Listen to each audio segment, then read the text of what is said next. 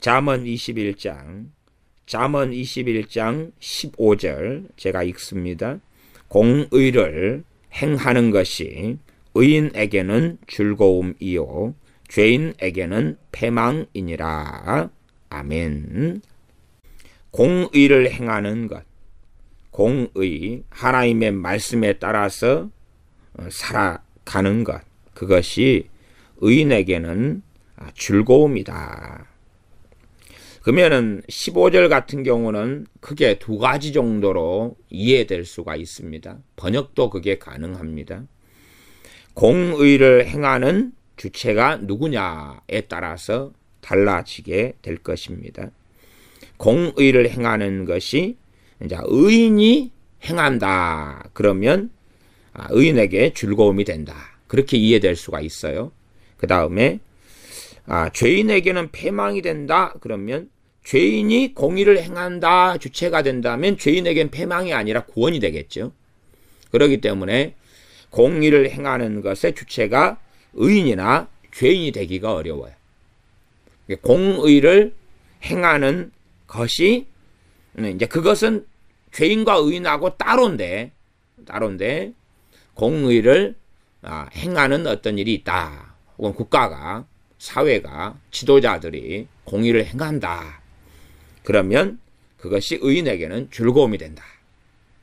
그리고 죄인에게는 이게 패망을 가져온다. 공의는 법대로 하는 것입니다. 공의의 기본은 하나님이 정하신 법률적인 것, 율법에 따라서 행하는 것이 공의입니다. 그러니 우리에게는 이 공의를 행하는 것이 굉장히 중요하다는 것을 알아야 됩니다. 참 많은 어리석은 사람들이 신약에 와서는 사랑이요, 구약에 와서는 율법이요, 공의라고 생각합니다.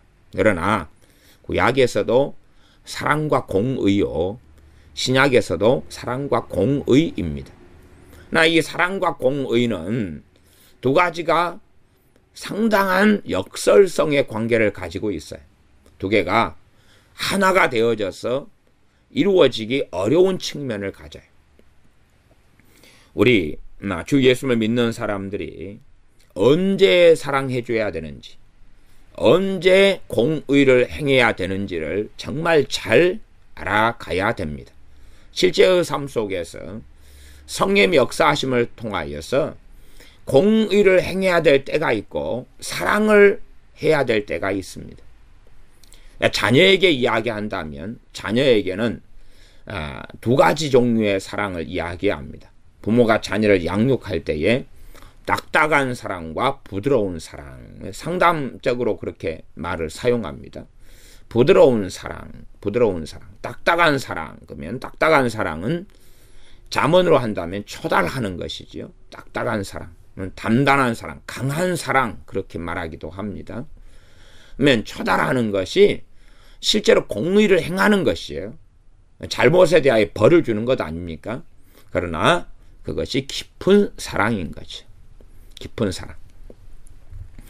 이 못된 일을 행한 사람을 책망을 해요. 책망을 하면 그건 공의지요. 공의를 행하는 것이. 그런데 그 못된 일을 행하는 사람에게는 최고의 사랑이 되는 것입니다. 살인마가 있어요. 살인마를 형사가 잡았어요. 그리고 이제 검찰에 넘기고 그리고 그 사람 재판을 받아서 감옥에 갇힙니다. 감옥에 사형수가 되거나 무기징역수가 되어서 갇혀요. 그러면 그 살인마를 잡아서 감옥에 넣었기 때문에 그 사람에게는 그게 공의를 이루어지고 행한 것이에요. 그런데 그것이 살인마 입장에서는 기분 나쁜 것이고 분개할 만한 일로 보일지 몰라도 더 이상 사람을 살인해 죽이지 않게 만든 거기 때문에 그에게는 또한 사랑이 되어져요. 그러면 우리가 자녀를 양육할 때도 부모가 어느 때에 따라서 부드러운 사랑을 할 것이냐 아니면 딱딱한 사랑을 할 것이냐. 자녀가 다치고 넘어지고 상처받았는데 어느 때 끌어안아 줄 것이냐. 위로하고 격려하고 힘을 주고 소망을 주고 함께 해주고 어떨 때는 벌을 주고 초달을 할 것이냐.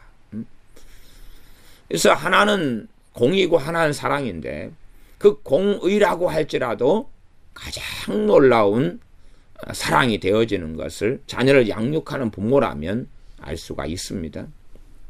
자녀가 친구하고 싸울 때에 욕설을 하고 저주를 하는데 그때 끌어안아 주면서 위로해주고 괜찮아, 더 심하게 욕을 하고 저주를 해도 돼 한다면 그것은 사랑이 아니라, 그건 부드러운 사랑이 아니라 사실은 재앙과 저주가 될 것이고 자녀를 증오하고 미워하는 것이 된다는 것을 압니다.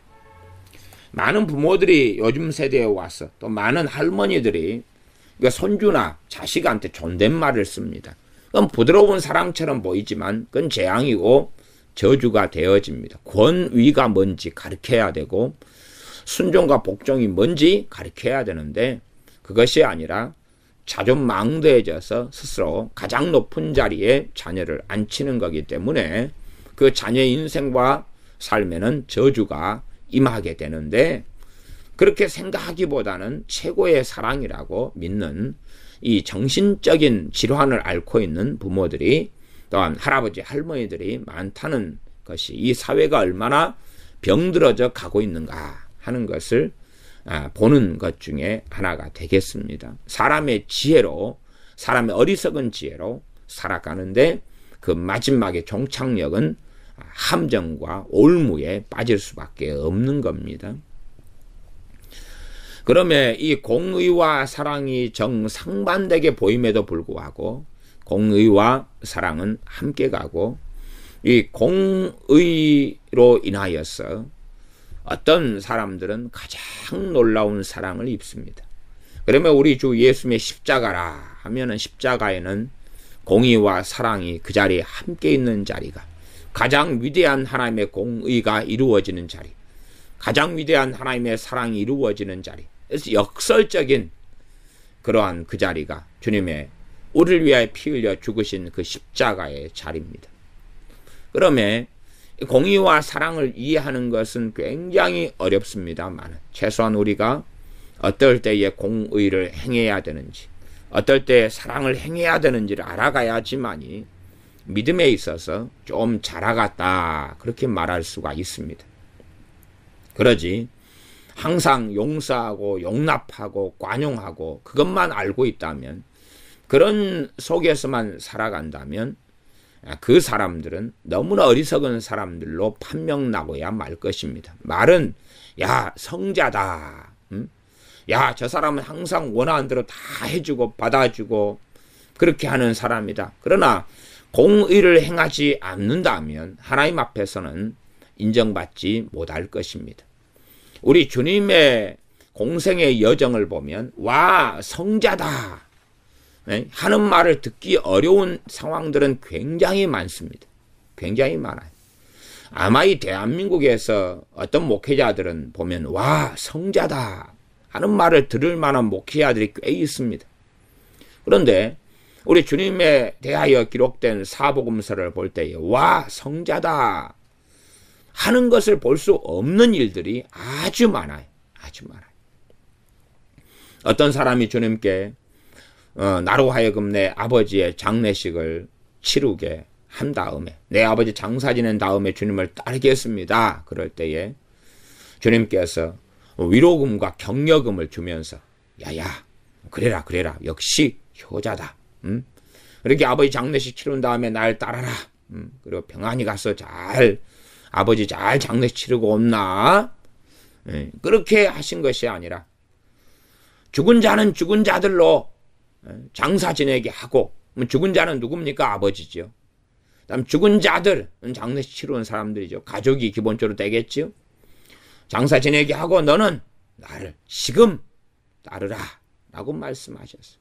근데 어떻게 성자라, 와, 저 사람은 정말로 흠없이 그렇게 관용하고 사랑을 베풀고 부드럽게 살아가는 사람인가, 그렇게 말할 수 없어요. 헤롯이 당신을 참나이다. 그러니 주님께서 저 여우에게 가서 일러라. 지금은 나심에 내가 나서 일을 해야 되겠다. 그러면 아이고 당시의 임금이고 왕인 헤롯에게 저 여우, 그러니 주님의 성자라 말하기가 어렵죠. 성전에 들어가셔서 노끈의 채찍을 만드셔서 소와 양을 때려서 쫓아내버리시고 동전 바꾸는 상을 뒤집어 엎어버리시고 그러면서 왜 내 집은 만민의 기도하는 집인데 하나님이 이 집을 강도의 굴혈은 소굴입니다. 소굴.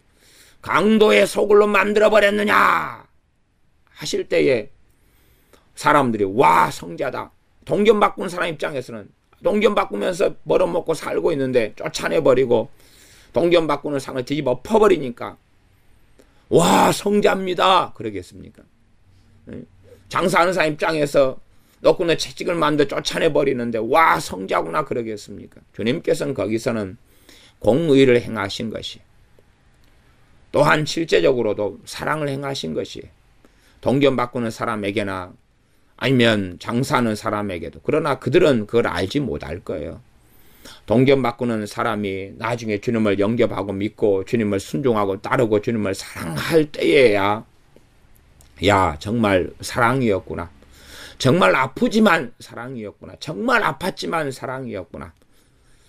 소나 양을 팔던 사람이 쫓겨남을 당한 다음에 나중에야 주님을 믿고 섬기고 주님의 길을 따르다 보면 와 그때 성전에서 나를 내가 팔려고 가지고 갔던 소나 양을 채찍으로 때려가지고 쫓아내버리신 그 주님께서 정말 나에게 큰 사랑을 베풀었구나 하는 것을 알게 될 것입니다. 그렇게 되었는지 그렇지 않은지는 모르겠습니다. 그러면 이 사랑과 공의, 하나님은 사랑의 하나님이시며 공의의 하나님이십니다. 하나님께서 어떨 때 사랑을 행하시고 어떨 때 공의를 행하시고 이 두 개가 함께 공존할 때도 있고 전혀 사랑은 사랑, 공의는 공의 다르게 보일 때도 있습니다. 사랑 속에 공의가 숨어 있고 공의 속에 사랑이 숨어 있고 그게 보일 때도 있고 이건 정말 공의구나. 이 노아 시대 때의 대홍수를 통하여 인류를 다 노아의 가족, 노아 포함한 8명을 제외하고 다 멸망시켜 버렸을 때에 당시 멸망된 사람들 입장에서는 공의만 경험하게 된 것이었습니다. 공의만. 그러나 이제 멸망된 사람들이 멸망당하기보다는 다 늙어서 죽었다고 하면 심판대 앞에 섰을 때 그들은 더 많은 죄를 지었기 때문에 더 극렬한 지옥불의 심판을 면할 수가 없을 것입니다. 그러면 그런 입장으로 가면 그 공의 속에 사랑이 숨겨져 있는 것입니다. 나아가서 그들이 그 패역하고 완악한 그 사람들이 계속 자손만대 자식을 낳아서 다 지옥 자식으로 만들었을 때에 거기에서 태어난 그 후손들은 거의 당연한 듯이 지옥으로 들어갔을 때에 그들에게는 하나님께서 노아 때에 대홍수를 통해 멸망시키지 않으셨다면 그건 사랑이 아니라 그것은 무서운 끔찍한 형벌이 되었을 것이나 노아 시대 형벌을 통해 멸망시킴으로 태어나지 않은 것, 다 죽어버려서 태어나지 않은 것이 하나님의 긍휼과 큰 자비가 되었을 거기 때문에 한 걸음 깊이 들어가 생각한다면은 단지 하나님의 그 무서운 공의가 심판이 공의만 되지 않는다는 것은 알 수가 있겠습니다. 인류의 마지막 때는 요한계시록이 이루어지는 대환란이 기다리고 있습니다. 그 대환란, 요한계시록이 이루어지는 그 대환란이, 그 재앙이 언제가 이루어질지는 모릅니다. 심지어 지금 살아있는 세대일런지 그 다음 세대일런지 심지어는 200년 뒤라고 할런지 알 수가 없습니다. 제가 200년 뒤, 100년 뒤 그러면 극단적인 종말론자들은 와, 저 목사님 너무 심하네 그렇게 말할지도 모르겠습니다. 그러나 되어질 일에 대해서는 우리가 절대 장담할 수 없어서 내 세대다, 내 시대다 그렇게 말할 수는 없습니다. 그러나 개연성 측면에서 아주 가까워졌다, 발등에 불이 떨어졌다 그렇게는 말할 수는 있다고 저는 생각합니다. 그래서 빠르면 우리 세대가 될 것이고 그 다음에 좀 늦춰지면 우리의 자녀 세대, 좀 더 늦춰지면 손주들 세대, 더 늦춰지면 뭐 100년이든 200년이든 다시 지나갈 수는 있겠습니다. 그러나 그것은 알 수가 없고, 그러나 아무리 대환란의 시대가 100년 뒤에 일어난다 할지라도 사람은 몇 년 살지 못합니다. 그리고 사람이 죽은 다음에는 하나님의 심판, 주님의 심판을 기다려야 되기 때문에 더 이상 기회가 없는 것은 당연한 것이기 때문에 우리는 아무리 이 대환란이 요한계시록 기록된 재앙들이 일어나는 시대를 살지 않는다 할지라도 주님 앞에 설 날을 생각하며 우리의 인생을 한 걸음 한 걸음 정말로 하나님을 경외하면서 살아가야지만이 되는 것입니다. 그러면 이 공의를 행하는 것, 공의를 행할 때가 우리에게는 있다. 사랑을 행할 때가 있다. 허물을 덮어줄 때가 있고, 또한 어떤 허물이 공적인 문제와 잘못이 되었을 때는 이것은 사적으로 끝낼 수 없는 문제다. 갈라디아서에 보면 이 게바 베드로 사도가 이방인들과 함께 밥을 먹다가 할례당들이 오니까 무서워서 도망갔던 것이 기록되면서 그 사건에 대하여 사도 바울은 공적인 자리에서 게바 베드로를 책망하였다, 문책하였다 하고 말씀합니다. 그것은 두 가지 다가 이루어진 거겠습니다. 겉보기에는 공의입니다. 겉보기에는 공의입니다. 그러나 굉장히 베드로 사도는 그게 아팠겠지만 그에게는 오히려 복음이 무엇인지, 진정한 복음이 무엇인지 깊이 있게 깨닫게 되는, 또한 사람을 두려워할 문제가 아니라 하나님을 두려워하는 삶을 살아야 한다는 것을 깊이 있게 깨닫는 놀라운 계기가 사도 바울을 통하여 되어졌을 것이다. 그러면 당장은 사도 베드로는 사도 바울을 통한 그 군중들 앞에서, 교인들 앞에서 당하는 수치지만, 부끄러움이지만, 공의를 경험하고 체험했지만, 그러나 시간이 흘러서 그에게는 그것이 사도 바울의, 또한 사도 바울을 통한 주님의 가장 강렬한 사랑 가운데 하나였다. 견책은 숨은 사랑보다 낫다. 숨은 사랑이 있어도 견책, 책망하고 꼬집고 하는 것이 정말로 숨은 사랑보다 더 드러난 사랑이다. 말씀하는 것처럼. 그러나 이제 다시 15절로 돌아가면 공의를 행하는 것, 공의를 행하면 죄인에게는 패망이다. 그러면 이 죄인이 유죄 판결을 받은 사람이 공의를 행하면 그걸로 통하여서 패망이 나타나죠. 소돔과 고모라 성의 죄인들이 하나님으로부터 불과 유황이 떨어졌을 때에 그들에겐 패망이 나타났어요. 패망이. 또한 12정탐꾼 가운데 10명의 이야기를 이스라엘 백성이 광야에서 들은 다음에 하나님에 대한 반역을 일으켰습니다. 그러므로 하나님의 심판이 임하여 40년 동안 이 20살 이상은 다 하나님께서 멸망시켜 죽여버리신다고, 여호수아 갈렙을 제외하고는 다 죽여버리신다는 하나님의 심판의 선고가 나타났고 그것이 그대로 이루어졌습니다. 그러면 그것이 죄인들에게는 패망이죠. 패망. 그러나 패망할 때도 어떨 때는 회개할 기회가 주어지고 어떨 때는 회개할 기회가 지나버린 패망이 있어요. 그래서 공의가 실제로 행해지고 이루어지는 것, 이것은 의인들에게는 즐거움이 되어집니다.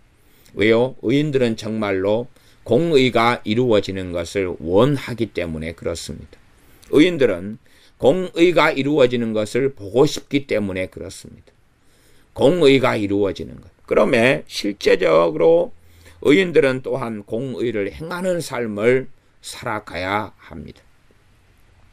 겉보기엔 이것이 사랑을 행하는 것이고 이게 공의를 행하는 것이고 그렇게 얼마든지 다르게 보일 수가 있습니다. 세례 요한이 말씀을 증거하고 전하는 것을 볼 때 어떨 때 세례 요한은 그렇게 증거합니다.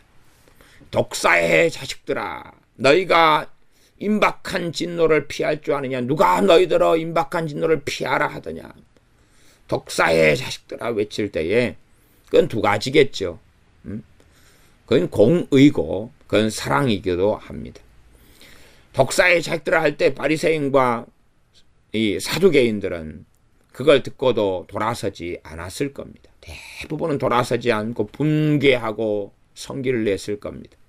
그러면 그들에게는 패망이 나타난 것이고, 그러나 동일한 죄인들이나 악인들이라 할지라도 그 무서운 책망과 견책을 들을 때에 돌아선 사람들에게는, 그 사람들은 이제 의인의 길로 서지요. 그리고 그들에게는 그 독사에 잡혀라 했던 그 무서운 하나님의 선고가 즐거움이 되어졌을 것입니다. 그러면 이러한 공의를 행하는 것, 그것이 나타날 때에, 하나님 말씀을 증거할 때에도 그것이 나타나야 됩니다. 그래서 하나님 말씀에는 책망이 무섭게 존재할 수밖에 없는 것입니다. 책망을 들을 때에 아프지요. 아파요. 그런데 돌아서기 싫어하는 죄인들, 악인들은 패망을 경험할 수밖에 없고, 그러나 돌아서는 죄인들, 또한 돌아서는 악인들은 의인의 길로 들어서서 우리 주 예수 그리스도의 의를 덧입어 의인이 되어지기 때문에 즐거움이 되어집니다. 그러면 설교를 통해서도 공의는 이루어져야 되고 하나님의 정확한 뜻은 전달되어져야 됩니다. 그러지 상대방들의 죄를 다 설교를 통하여 덮어버린 상태에서, 또한 사도 요한이 또 세례 요한이 전하는 설교는 전도가 많이 있었죠. 그 세례 요한이 전도를 했다. 그럴 때에 그의 설교 가운데는 무서운 하나님의 공의가 있습니다. 그래서 주님에 대하여서 주님께서는 자기의 타작마당을 정하게 해서 알곡은 모아 곡간에 들이고 죽정이는 타지지 않는 불에 던지시고 태우신다고 말씀을 선포하고 전합니다. 공의의 말씀이에요. 공의의 말씀. 공의의 말씀을 통하여서 회개가 일어나는 것입니다. 때로는 사랑의 말씀이 필요합니다. 때로는 사랑의 말씀, 때로는 공의의 말씀. 많은 경우는 이 두 가지 이상이 함께 섞여서 말씀이 나오는 것이죠.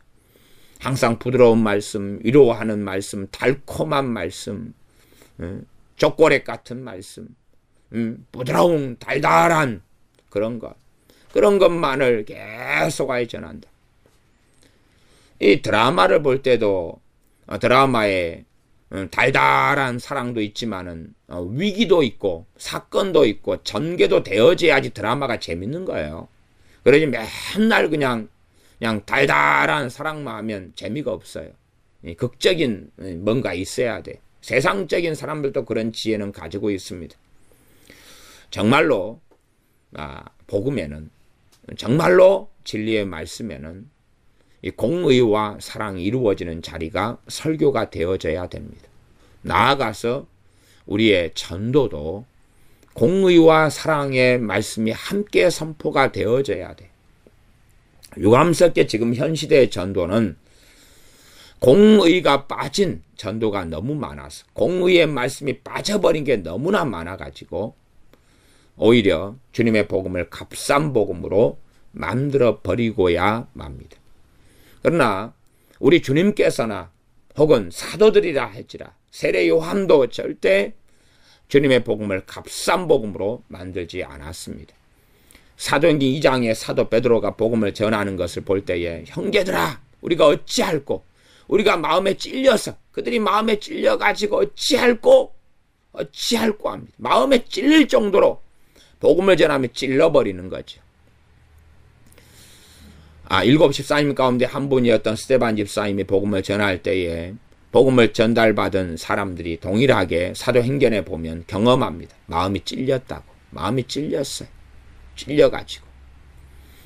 그래서 그들은 찔린 다음에 행동을 결정하는데 돌로 쳐서 스데반 집사님 죽여버리기로 결정합니다. 마음이 찔려요.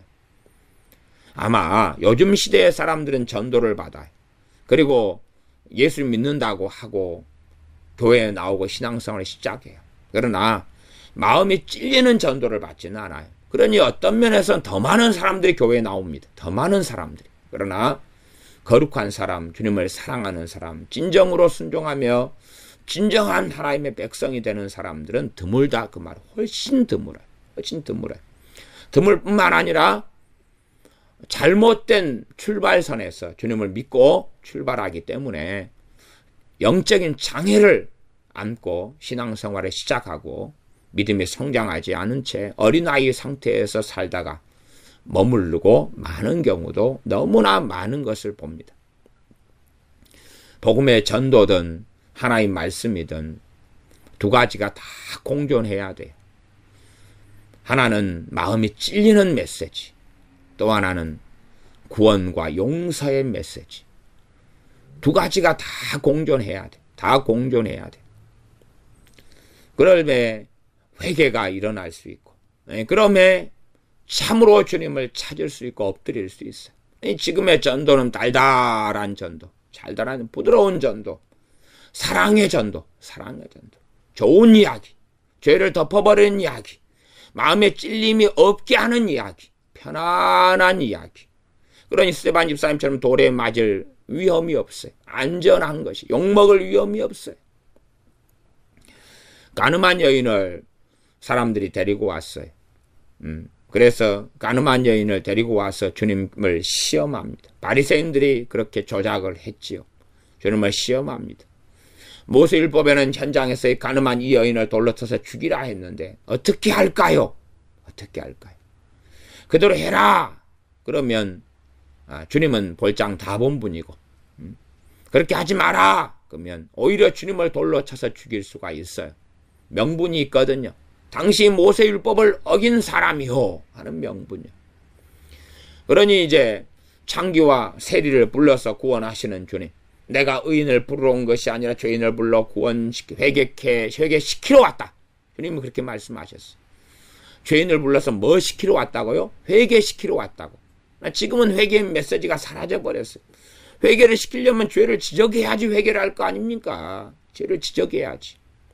근데 죄를 지적하고 깨우치는 건 없어요. 대신에 위험성은 있습니다. 스데반 집사님처럼 그 설교를 듣는 이들 돌로 들어서 쳐서 죽이는 일들처럼 비난하고 정죄하고 공격하겠죠. 기분 나쁘니까, 마음이 찔리니까. 돌로 쳐서 죽이지는 못하더라도 비난하고 공격하고 욕하고 험담하고 저주할 수는 있을 거예요. 조상에게 절하고 제사하는 것은 우상 숭배입니다. 하나님의 심판을 면치 못할 것입니다. 그러면 막 저주하고 달라드는 크리스찬들이 너무 많아요. 너무 많아요. 그러면 그것을 피할 수 있어요. 제사 지내도 괜찮습니다. 우상 숭배도 괜찮아요. 괜찮아요. 그렇게 할 수 있다 그 말이에요. 아니면 아예 침묵하고 지나갈 수가 있어요. 대강 덮어가지고 살짝 지나가요. 그냥 우상 숭배하는 건 안 좋은 일이에요. 하지 맙시다. 윤리적으로. 진리의 문제가 윤리의 문제를 만들어버려요. 하면 좋아요. 하면 좋아요. 안 하면 무슨 일이 있어요는 이야기 안 해요. 안 하면 무슨 일이 있어요 이야기하지 않고, 안 하면 하나님이 그냥 싫어해요. 하나님이 안 좋아해요. 하나님을 기쁘시게 못합니다. 그 정도에서 끝. 그리고 그 적나라한 하나님 말씀과 뜻은 설명하지 않는 경우가 너무 많다. 그러나 그것은 유감스럽게 대강 유야무야 덮어버리는 것도 하나님 앞에 명백하게 잘못이다. 잘못이다. 그러면 우리는 정말로 부드러운 전도를 얼마나 좋아합니까? 부드러운 전도를 좋아해요. 사도 베드로처럼 마음에 찔려서 형제들아 우리가 어찌할꼬? 너희가 회개하여 주 예수 그리스도를 믿고 세례를 받으면 성령님을 선물로 주실 것이다. 왜 지금은 성령님의 세례와 충만을 받는 일이 그렇게 적습니까? 회개를 하는 사람이 적기 때문에 그래요. 죄를 깊이 있게 찔림을 받아야지. 하나님 내가 잘못했습니다. 베드로 사도가 주님께서 깊은 데로 가서 그물을 던져라. 순종하여서 그물을 던졌더니 많은 고기를 잡았어. 베드로 사도가 주님께 엎드려서 나는 죄인입니다. 주님 나를 떠나소서. 나는 죄인입니다. 하고 엎드려서 통곡하고 있는 것처럼, 물론 통곡한다는 것은 성경에는 없습니다. 그러나 그냥 저는 무감정적으로 저는 죄인입니다, 나를 떠나소서, 베드로 사도가 그 감정적인 사람이 했을 거라고 생각하지는 않습니다. 그렇게 정말로 주님의 기적과 이적을 만난 다음에 그 밤이 맞도록 물고기를 잡았는데 하나도 못 잡은 그 베드로 사도가 그렇게 되어진 다음에 주님 앞에 엎드리는 것처럼, 그런 것처럼 우리에게는 그런 일이 드물고 없기 때문에, 그렇기 때문에 회개하고 주 예수님을 믿으면 성령을 선물로 받는다 하는 사도행전 2장에 베드로 사도를 통하여 전한 그 복음의 메시지대로 열매를 맺히지 못합니다. 달달한 전도를 받은 다음에 회개가 없죠. 죄를 깨달음도 마음에 찔림도 없죠. 그러면 회개가 없는데 어떻게 성령 세례와 성령 충만을 받습니까? 그렇게 되어지지 않는다 그 말이에요. 고넬료 가정은, 고넬료는 하나님을 경외하는 사람이었어요. 그러니 자기의 가족, 번속들을 하나님이 경외하도록 율법으로 진리의 말씀으로 가르쳐 왔겠죠. 그러면 그들은 항상 마음에 찔려왔어요. 찔려왔어요. 하나님의 공의를 경험해 왔어요. 그러면 그들에게는 복음의 메시지가 전해질 때에 이미 그들은 찔려왔어요. 어찌할꼬 해왔어요. 하나님을 두려워하며 하나님 앞에, 말씀 앞에 떨고 살아왔어요. 그러니 부드러운 복음, 구원의 복음, 생명의 복음이 전해질 때 바로 그들에게는 성령이 임하시면서 기쁨이 찾아왔어요. 그것이 각자가 서 있는 위치가 다른 것입니다. 창기들은 항상 찔려왔어요. 세리들은 찔려왔어요. 아파해 왔어요. 자신들의 죄 때문에 아파해 왔어요. 사마리 여인은 지금 6번째 이상의 남편과 남자와 살고 있으면서 아파해 왔어요. 자신의 죄 때문에 고통해 왔어요. 그러니 나는 그리스도를 기다리고 있습니다. 바로 내가, 너에게 말하는 내가 바로 그로라, 내가 그리스도라.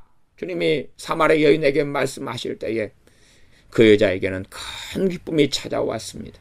왜냐하면 그녀는 아파해 왔고 찔려 왔기 때문에, 고통해 왔기 때문에, 그리고 메시아만, 그리스도만 기다리고 있었기 때문에 그러합니다. 그러면 우리가 공의를 행하는 것, 첫 번째는 설교죠. 설교입니다. 공의를 행하는 것, 공의가 이루어지는 것, 설교입니다. 복음 전파입니다. 주님께서는 복음을 전하는 것과 말씀을 가르치는 것, 또 치유를 하시는 것, 귀신을 쫓아내시는 것, 4가지 사역을 하셨어요. 물론 치유 가운데 영적 치유로서 귀신을 쫓아내는 것을 포함시키면 3가지가 되겠지만, 그것은 제가 볼 때는 대강 덮어버리려는 것이고, 귀신을 쫓아내는 걸 덮어버리려는 것으로 보이기 때문에 4가지로 하는 게 정확하다. 그러면서 제가 4가지로 설명합니다. 개그 프로그램에서도 4가지 없는 사람들이 나왔었잖아요. 그것도 4가지가 중요하다 그런 거 아닙니까? 그러니 이 4가지 복음을 전파하시며 또한 하나님 말씀을 가르치셨다. 천국 복음을 전파하신 말씀을 가르치셨다 할 때에 주님의 말씀을 잘 들어보시면 이 공의와 사랑이 함께 있습니다. 공의의 메시지와 사랑의 메시지가 공존하는 것이, 공존하는 것. 탕자와 큰아들, 집 나간 둘째 아들과 큰아들의 말씀을 하실 때도 공의와 사랑이 공존하고 있는 것을 봅니다. 그러면 공의를 행하는 것, 공의가 이루어지는 것, 이렇게도 번역이 됩니다. 공의를 행하는 것. 이 의인이 행하든지 또한 국가가 행하든지 간에 공의가 행해져야지만이 그때에 이 죄인들과 악인들은 하나님께 돌아올 기회를 얻게 되어집니다. 왠지 말씀이 죄인과 악인들에게는 말씀이 어떤 죄인이냐 악이냐에 따라서 메시지가, 공의의 메시지가 강도도 달라질 것이고 또한 전하는 것도 달라질 수밖에 없을 것입니다. 교회 안에서는 권징이 시행되지 않는 교회지만 사실은 권징의 회복이 필요하지만 아마 주님 오실 때까지 제대로 된 교회의 권증은 거의 행해지지 않을 거라 그렇게는 생각합니다. 어쨌든 간에 교회 안에서라도 이 공의는 행해져야 됩니다. 또한 최소한 설교를 통해서는 이 공의가 행해져야 됩니다. 그래서 공의가 행해지고 그 다음에 그것을 통하여 죄인들이 가슴을 치고 아파해서 의로운 길로 돌아오고 주님을 섬기고 믿는 길로 돌아와서 구원을 받아서 의인이 되어져서 과거에는 그것이 아픔이었으나 지금은 즐거움이 되고 기쁨이 되는 그러한 공의의 행함, 공의의 이루어짐, 혹은 죄인들이, 악인들이 최후 통첩이고 마지막 기회를 주심에도 불구하고 돌아서지 않을 때에 그 공의의 말씀이 전해지면 결국 그 공의의 말씀에 따라서 공의가 이루어지는 결과물로 그들은 패망하게 되어집니다. 니느웨에 선지자 요나를 하나님께서 보내셔서 심판의 메시지를 전하게 하십니다. 40일이 지나서 너희가 멸망하리라. 멸망의 메시지를 전합니다. 멸망의 메시지를. 하나님께 너희를 멸망시킬 것이다. 심판할 것이다. 그렇게 하지만 그 하나님의 뜻이면 구원과 긍휼과 용서의 하나님, 구원하시려는 뜻을 가진 하나님을 요나는 알았기 때문에 그 원수 민족, 원수 백성들이 구원받는 걸 원치 않아서 다시스로 가는 배를 타고 도망했던 것입니다. 요나 선지자를 통해 전했던 메시지는 공의의 메시지지 구원의 메시지가 아니었습니다. 그러나 그 공의의 메시지에는 구원의 메시지가 전하지 않았다 할지라도 포함되어져 있었습니다. 우리가 선지자들이 여러 왕들에게 전하는 하나님의 심판의 말씀을 성경을 통해 봅니다. 그러지만 그 결과물로서 그들에게 하나님의 은혜와 구원의 역사가 나타났던 것을 우리가 압니다. 히스기야 왕에게 죽으리라고 선지자 이사야를 통해서 선포했을 때 그는 하나님께 엎드려서 기도하고 회개합니다. 그러므로 생명을 연장을 15년을 받지 않습니까? 아합에게도 엘리야 선지자를 통해서 죽으리라는 말씀을 듣지만 아합 왕이 겸비함으로 생명을 연장을 받습니다. 그러면 심판의 메시지가 단지 심판으로 끝나는 건 아닙니다. 그래서 우리는 이 공의의 메시지, 공의를 행하는 것 안에 말씀을 전파하고 공의의 메시지를 전하는 것이 우리 믿는 사람들에게는 핵심입니다. 핵심. 전도의 메시지 안에 죄를 깨닫지 못하고 자각하지 못하는 사람들에게는 죄를 깨닫지 못하고 자각하지 못할진데 구주의 필요성, 주님의 필요성이 어디에 있겠습니까? 그런 사람들에게는 공의의 메시지를 전하면서 구원의 메시지, 생명의 메시지, 사랑의 메시지를 전하는 겁니다. 그러나 죄를 깊이 있게 아파하고 통회하고 엎드려 있는 사람들에게는 구원과 용서와 사랑의 메시지를 바로 전할 수가 있을 것입니다.